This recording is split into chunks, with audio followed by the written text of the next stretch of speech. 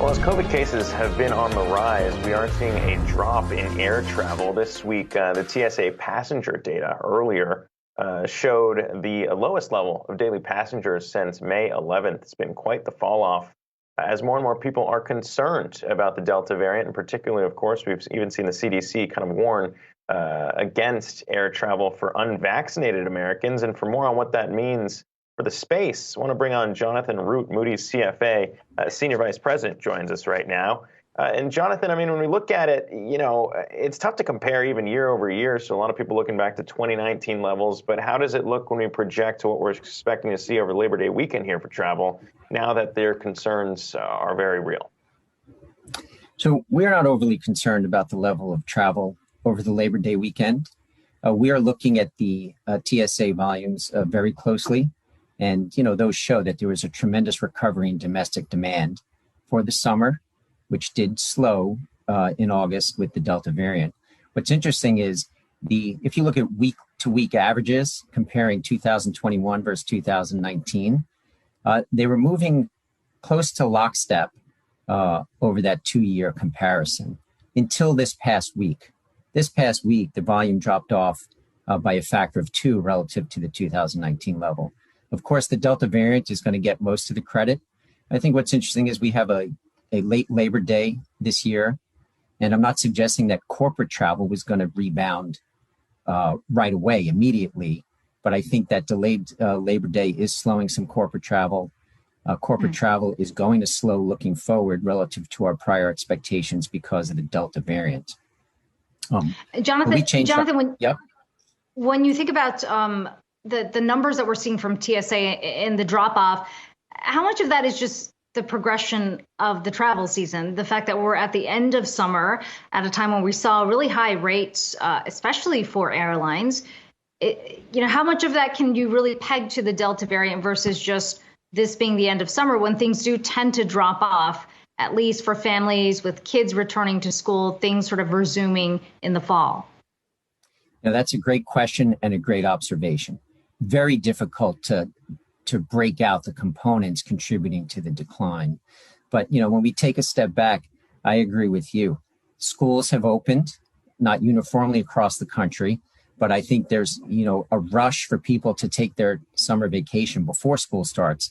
And because of all the pent-up demand from the pandemic, this summer proved to show that.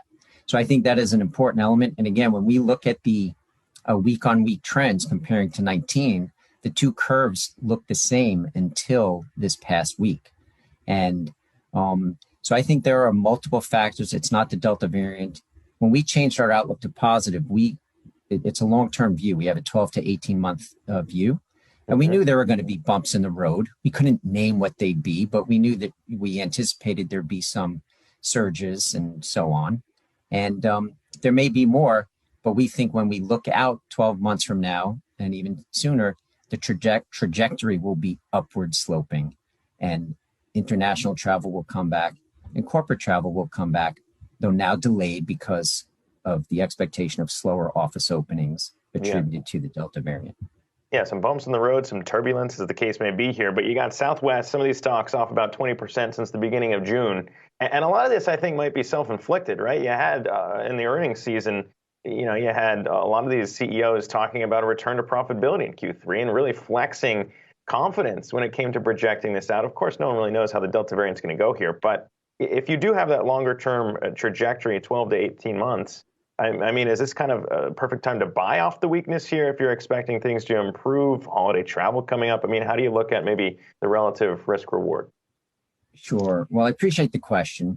You know, at Moody's, our ratings are a measure of expected loss and creditworthiness. So we don't make recommendations, for equities or debt, frankly.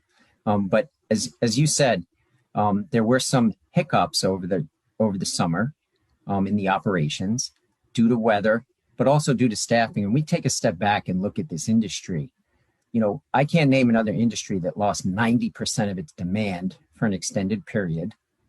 The steps that the players took to manage the support of the government CARES Act, the $55 billion of payroll support the government provided was instrumental for these companies.